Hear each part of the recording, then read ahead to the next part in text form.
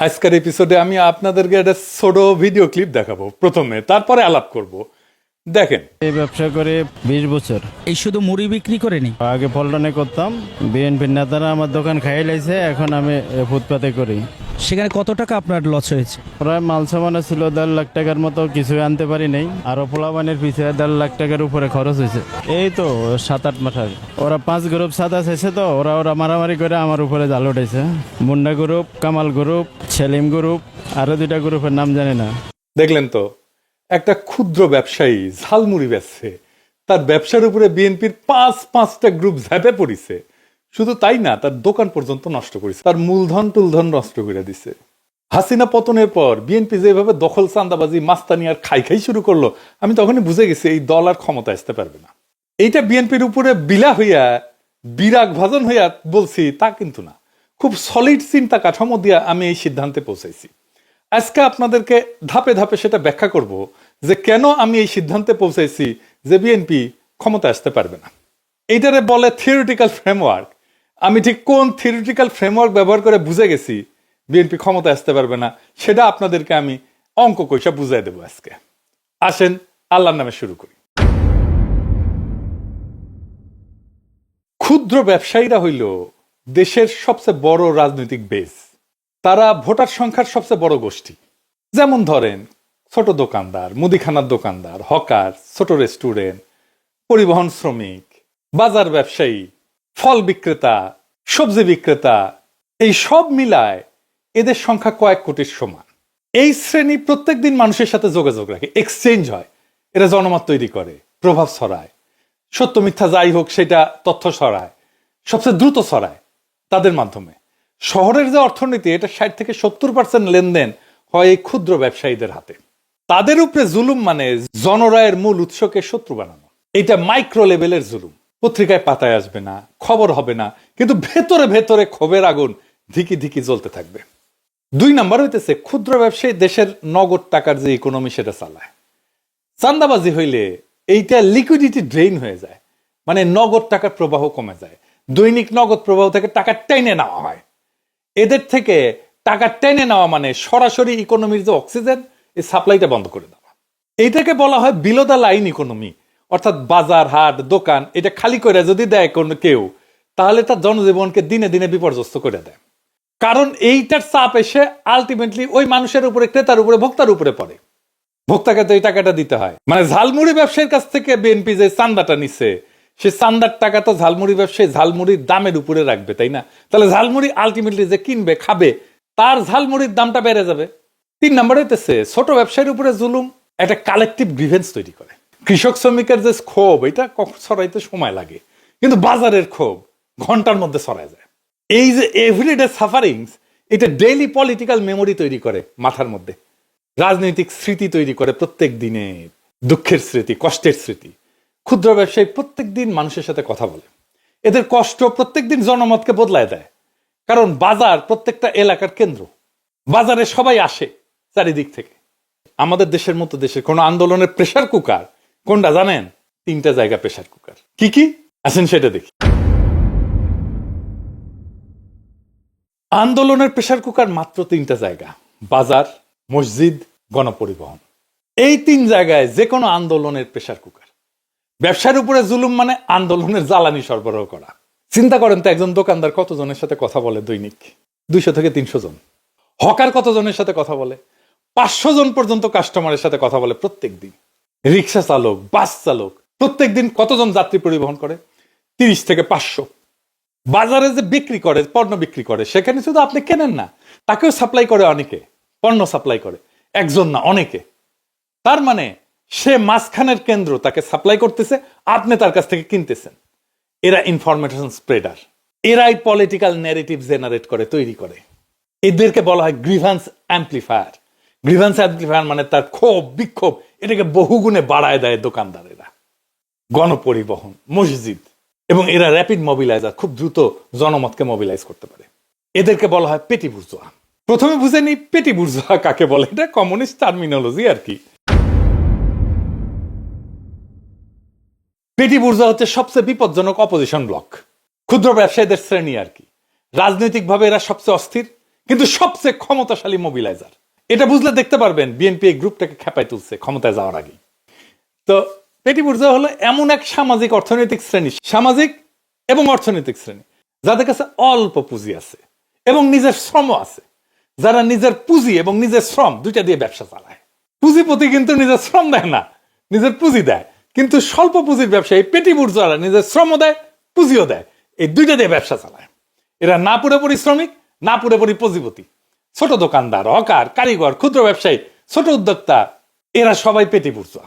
পেটি বুর্জোয়ার 4টে মূল বৈশিষ্ট্য মার্কসের সংজ্ঞা অনুযায়ী। কি কি? এখন আমার ক্ষুদ্র ভাতার ভগিনীরা কবে আপনি বামপন্থী বানিয়ে দিচ্ছেন, আমাদেরকে কমিউনিস্ট বানিয়ে দিচ্ছেন, মার্ক্সবাদী বানিয়ে দিচ্ছেন। এগুলো জানা দরকার। না জানলে বোঝা যায় না সমাজকে, সোসাইটিকে, আন্দোলনকে, সংগ্রামকে, লড়াইকে, এগুলো বোঝা যায় না। এই যে মার্ক্স বলছে এদের 4টা বৈশিষ্ট্য। একটা হচ্ছে স্বল্প পুঁজি থাকে, 2 নাম্বার নিজের শ্রম দিয়ে কাজ চালায়, 3 নাম্বার হইতেছে কখনো কখনো 1 থেকে 5 জনের মতো শ্রমিক রাখতে পারে, সেও পেটি বুর্জোয়া। আর তারা বাজারের ওঠানামায় খুব সংবেদনশীল। এদের একটা অর্থনৈতিক ইনসিকিউরিটি আছে। এরা বুর্জোয়া কারণ পুঁজি আছে। এরা পেটি, ছোট, পেটি মানে ছোট, এটা ফ্রেঞ্চ শব্দ। ছোট, এটা ছোট পুঁজি, পুঁজি ছোট, এই ব্যবসার পরিধি ছোট। গ্রামসি বলছে যে এরা পলিটিক্যালি ভোলাটাইল, ইজিলি মোবিলাইজ করা যায় এবং ক্রাইসিসের সময় তারা পাওয়ারের ব্যালেন্সকে নড়াচড়া করাই দিতে পারে, একদম ক্ষমতাকে হেলায় দিতে পারে তারা। হাসিনার পতনের সময় এরাই মূল ভূমিকা রাখছিল, আমরা সেটা পরবর্তীতে দেখব।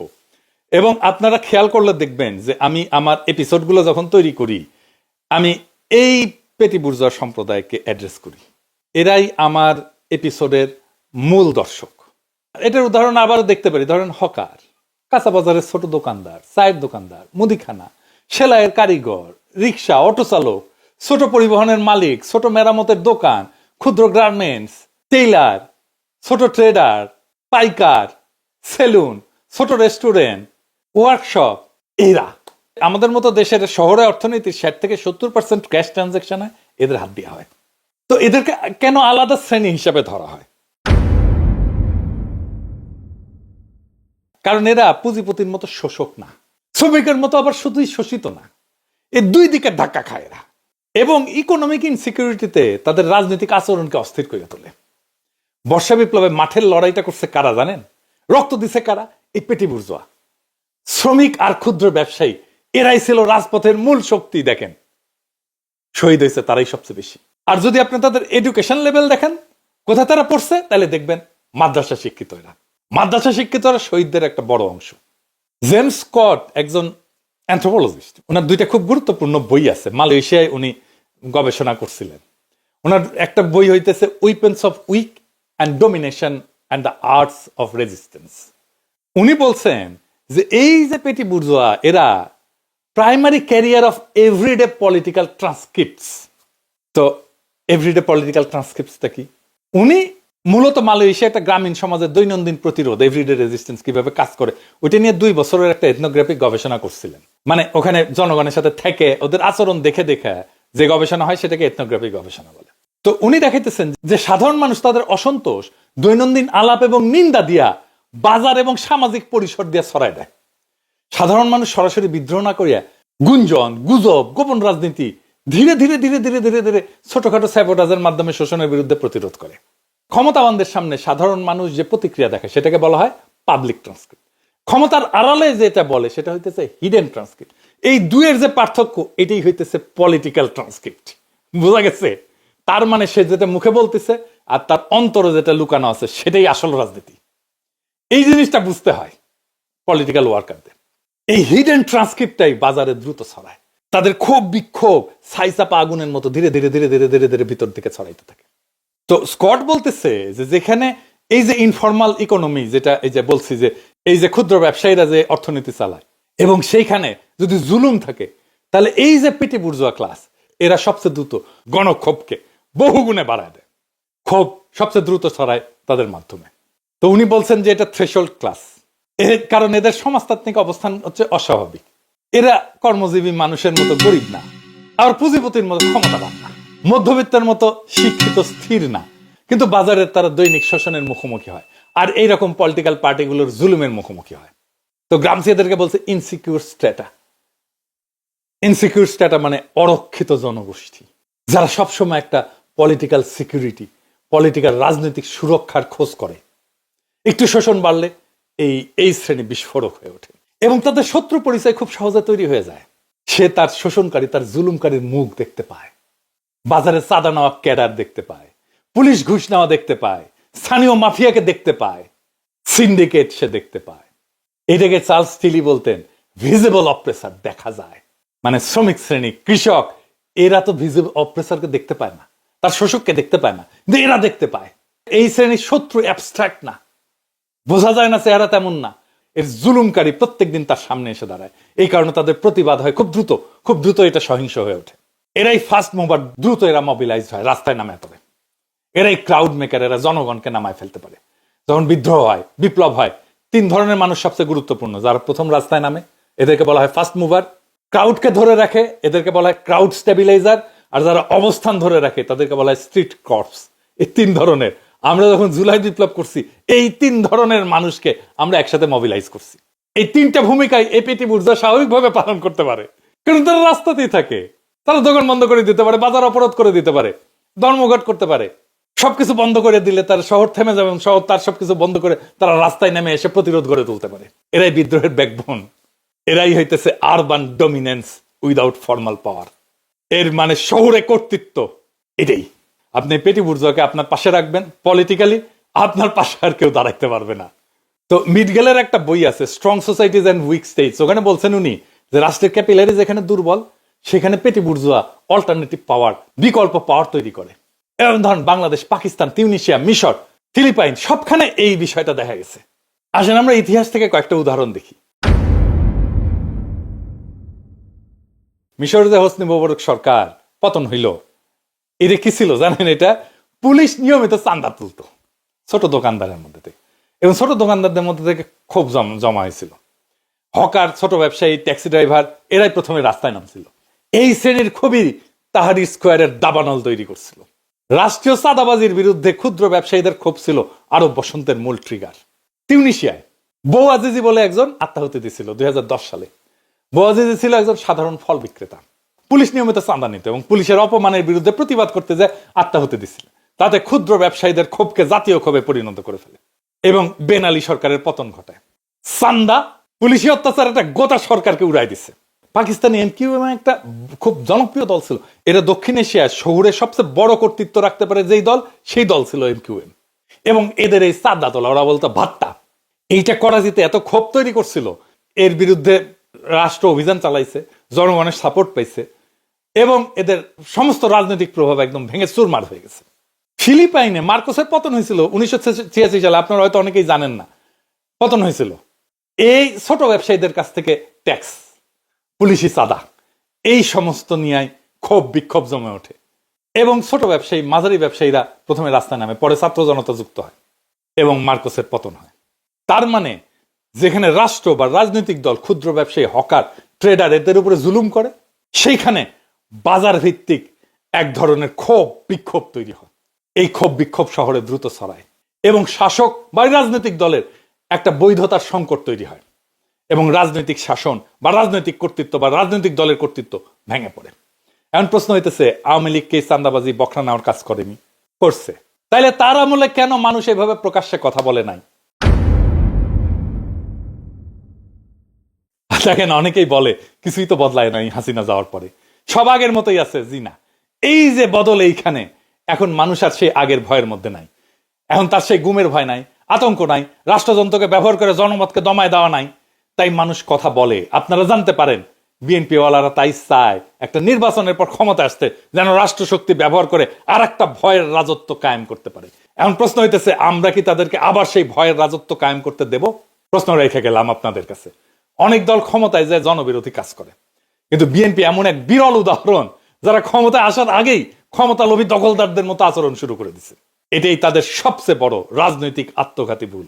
একটা ঝালমুড়িওয়ালার দোকানের উপরে 5-5টা বিএনপির গ্রুপ ঝাঁপায় পড়ে। ওরা 5 গ্রুপ সাদা চাইছে, তো ওরা মারামারি করে আমার উপরে জাল উঠেছে।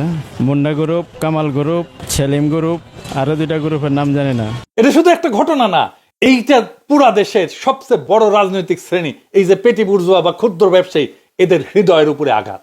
যেই শ্রেণী বাজার চালায়, নগদ অর্থনীতি চালায়, তথ্য ছড়ায়, জনমত তৈরি করে, আন্দোলন শুরু করে, আন্দোলন গরম রাখে, আন্দোলন ধরে রাখে, তাদের উপরে জুলুম করা মানে নিজেই নিজের কফিনে পেরেক ঠোকা। এবং সবচেয়ে ভয়ঙ্কর সত্যটা হচ্ছে বিএনপি এখনো ক্ষমতায় আসেনি, কিন্তু ক্ষমতায় আসার পথে সবচেয়ে বড় বাধা তারা নিজেরাই তৈরি করছে। বিএনপির লোকেরা মনে করে আমি তাদের ক্ষমতায় যাওয়ার পথে কাটা। জি না, আপনারা নিজেরাই আপনাদের ক্ষমতায় যাওয়ার পথে কাটা।